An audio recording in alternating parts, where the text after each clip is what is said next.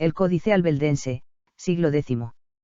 Las primeras noticias sobre la actividad del scriptorium del monasterio de Albelda son del año 951. El scriptorium era la habitación de los monasterios medievales donde los monjes hacían las copias de los manuscritos. El monasterio contaba en aquella época con casi 200 monjes y se convertiría en uno de los centros culturales más importantes de la Edad Media en España. Pocos años después, durante el mandato como abad del monje benedictino Salvus, se produce la gran obra que se realizó en el taller de Albelda, el Códice Vigilano o Albeldense.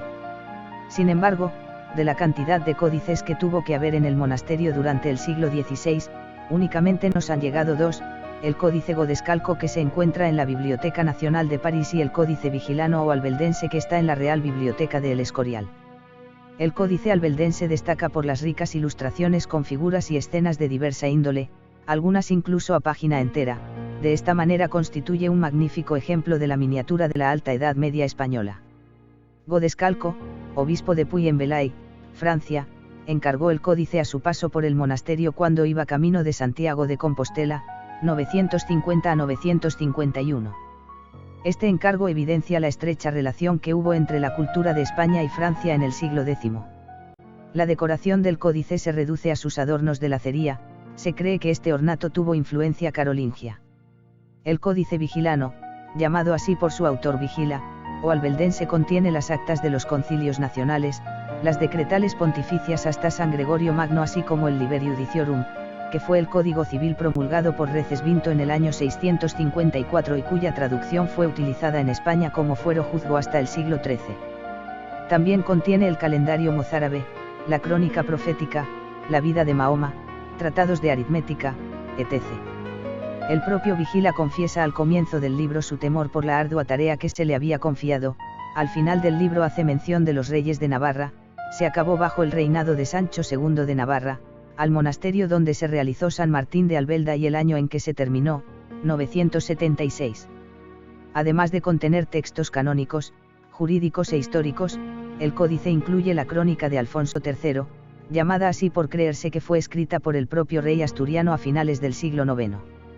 Esta crónica está considerada como una de las principales fuentes cristianas para conocer la historia de la última etapa visigoda y de la monarquía asturiana.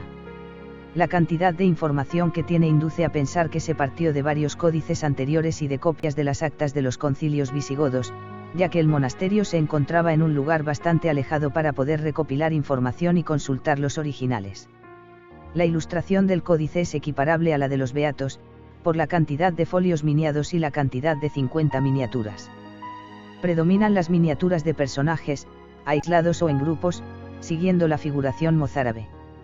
Los personajes están realizados en series, la serie de los papas, la serie de los asistentes a los concilios, etc. Todos los personajes del libro tienen características comunes de los iluminadores hispánicos, tales como un modo propio de hacer los rostros, los plegados y adornos de la indumentaria e incluso las actitudes de los personajes. Los rostros de los personajes son idénticos con el mismo perfil ovalado. Mayor variación se aprecia en los peinados y tocados, y de forma frecuente se observa que las túnicas y mantos ostentan cenefas adornadas con perlas y otros elementos. Los personajes tienen un aspecto esbelto con proporciones más alargadas de lo habitual en otras representaciones de la época. El influjo mozárabe es evidente, aunque ya se aprecia cierta corriente occidental del prerrománico europeo. Muy característico del estilo de Vigila son las manos que muestran una proporción excesivamente grande, además de muy expresiva y gesticulante. De este modo se mitiga la rigidez hierática dando una sensación de movimiento.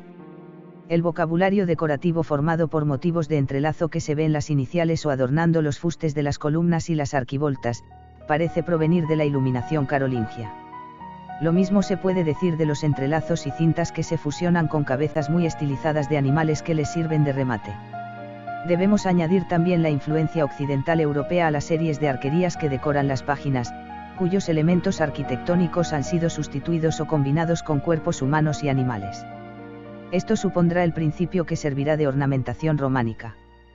J. Gilmain estudió de forma pormenorizada estos aspectos del códice demostrando que todos ellos proceden de prototipos nórdicos sobre todo de carácter merovingio y carolingio, llegando incluso a notarse influjo de motivos islámicos, sirios y coptos.